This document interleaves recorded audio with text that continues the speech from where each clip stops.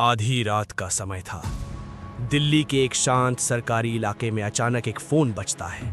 Phone उठाने वाला अधिकारी कुछ सेकंड तक चुप रहता है, फिर सिर्फ इतना कहता है, समझ गया, फाइल बंद कर दो। ये मिशन कभी हुआ ही नहीं था। और उसी रात एक ऐसी फाइल हमेशा के लिए सील कर दी जाती है जिसके बारे में न संसद में कभी चर्चा हुई, न मीडिया में कभी खबर आई और ना ही किसी सरकार ने उसे स्वीकार किया। लेकिन सवाल यह है, अगर यह मिशन कभी हुआ ही नहीं तो फिर उसे छुपाने की जरूरत क्यों पड़ी? 1970 का दशक, भारत और पाकिस्तान के बीच तनाव अपने चरम पर था।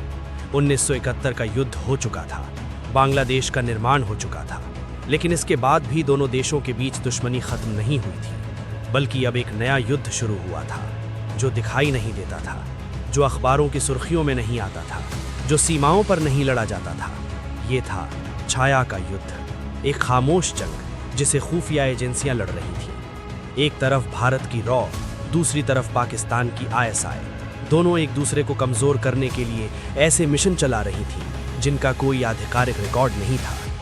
इसी दौरान भारत को एक ऐसी जानकारी मिलती है जो पूरे देश की सुरक्षा के लिए खतरा बन सकती थी। पाकिस्तान गुप्त रूप से परमाणु हथियार बनाने की दिशा में काम कर रहा था।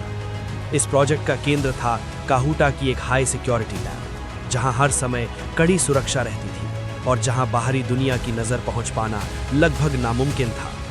इस प्रोजेक्ट को लीड कर रहे थे डॉक्टर अब्दुल कादिर खान। भारत के लिए ये सिर्फ एक खबर नहीं थी, ये एक चेतावनी थी। अगर पाकिस्तान परमाणु ताकत बन जाता तो दक्षिण एशिया की ताकत का संतुलन पूरी तरह बदल सकता था और शायद एक ऐसी स्थिति बन सकती थी जहां एक छोटी सी गलती भी पूरे क्षेत्र को तबाही की तरफ धकेल सकती थी। भारत के सामने अब एक मुश्किल फैसला था, सीधा हमला करना या चुपचाप इस खतरे को खत्म करना। सीधा हमला युद्ध को जन्म दे सकता था, इसलिए एक और रास्ता चुना गया, एक ऐसा रास्ता जो दिखता नहीं था लेकिन सबसे खतरनाक था। रॉ ने फैसला किया कि पहले इस प्रोग्राम की पूरी जानकारी जुटाई जाएगी, लेकिन यह काम आसान नहीं था। काहूटा फैसिलिटी पाकिस्तान की सबसे सुरक्षित जगहों में से एक थी। यहां तक पहुंचना और अंदर की जानकारी निकालना लगभग नामुमकिन माना जाता था, लेकिन खुफिया दुनिया में नामुमकिन शब्द ज्यादा देर तक टिकता नहीं है। धीरे धीरे रॉ ने अपने एजेंट्स को वहां तक पहुंचाना शुरू किया। कोई इंजीनियर बनकर गया, कोई व्यापारी बनकर, कोई पत्रकार बनकर, तो कोई मजदूर बनकर। हर कोई अपने हिस्से की जानकारी लेकर आता, छोटे छोटे टुकड़ों में। कोई मशीनों के बारे में बताता, कोई वैज्ञानिकों के बारे में, कोई सुरक्षा व्यवस्था के बारे में। और इस तरह एक अधूरी तस्वीर धीरे धीरे पूरी होने लगी। कई महीनों बल्कि कई सालों की मेहनत के बाद एक सच्चाई सामने आई, और वो सच्चाई चौंकाने वाली थी। पाकिस्तान का परमाणु प्रोग्राम उम्मीद से कहीं ज्यादा तेजी से आगे बढ़ रहा था। जो काम सालों में होना चाहिए था वो बहुत कम समय में पूरा होने के करीब था। इसका मतलब साफ था, अगर कुछ नहीं किया गया तो जल्द ही पाकिस्तान के पास परमाणु हथियार हो सकते थे। अब भारत के पास समय बहुत कम था, और यहीं से शुरू होती है उस मिशन की कहानी जिसके बारे में आज तक कोई आधिकारिक रिकॉर्ड नहीं है। कहा जाता है कि एक गुप्त ऑपरेशन प्लान किया गया, एक ऐसा ऑपरेशन जिसका उद्देश्य था काहूटा फैसिलिटी को नुकसान पहुंचाना, लेकिन बिना युद्ध छेड़े, बिना कोई सबूत छोड़े। योजना बहुत ही सावधानी से बनाई गई थी। कुछ लोगों का मानना है कि इस मिशन में कई तरीके शामिल हो सकते थे, जैसे अंदर से मशीनों को खराब करना, जरूरी उपकरणों की सप्लाई रोकना, या फिर किसी तरह पूरे सिस्टम को धीमा कर देना।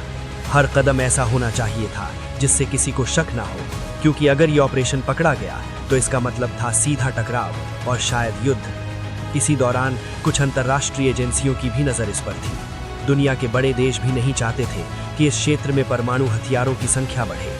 लेकिन क्या किसी ने भारत का साथ दिया, या ये मिशन पूरी तरह अकेले किया गया?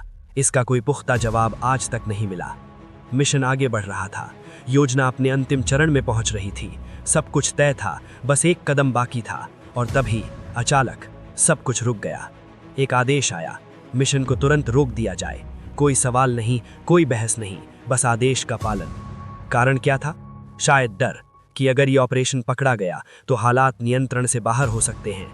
शायद ये समझ कि इस एक कदम से दो देशों के बीच खुला युद्ध शुरू हो सकता है, या शायद कुछ ऐसा हुआ जिसके बारे में आज तक किसी को नहीं पता। और फिर वही हुआ जो खुफिया दुनिया में अक्सर होता है, मिशन को चुपचाप बंद कर दिया गया। सभी फाइलें सील कर दी गईं, सभी रिकॉर्ड हटा दिए गए और इतिहास में इस मिशन का कोई नाम नहीं छोड़ा गया, जैसे वो कभी हुआ ही नहीं। लेकिन कहानी यही खत्म नहीं होती। कुछ समय बाद ऐसे संकेत मिलने लगे जिन्होंने इस रहस्य को और गहरा कर दिया। कहा जाता है कि पाकिस्तान के परमाणु प्रोग्राम में अचानक कुछ रुकावटें आईं, कुछ मशीनें बिना वजह खराब हो गईं, कुछ प्रक्रियाएं धीमी पड़ गईं और अंतर्राष्ट्रीय स्तर पर दबाव भी बढ़ने लगा। क्या ये सब संयोग था या उस अधूरे मिशन का असर? इसका जवाब आज भी किसी के पास नहीं है। लेकिन एक बात जरूर है, खुफिया एजेंसियों की दुनिया में हर कहानी का अंत साफ नहीं होता। कुछ कहानियां अधूरी रह जाती हैं, कुछ सच्चाइयां हमेशा के लिए छुप जाती हैं और कुछ मिशन ऐसे होते हैं जिन्हें आधिकारिक तौर पर कभी अस्तित्व ही नहीं दिया जाता। तो अगली बार जब कोई कहे कि ये मिशन कभी हुआ ही नहीं, तो शायद सच्चाई ये हो कि वो हुआ था, लेकिन उसे इस तरह मिटा दिया गया कि उसके होने का कोई सबूत ही ना बचे। और शायद रॉ का ये मिशन भी उन्हीं कहानियों में से एक है जो सच होते हुए भी हमेशा के लिए एक रहस्य बन गई।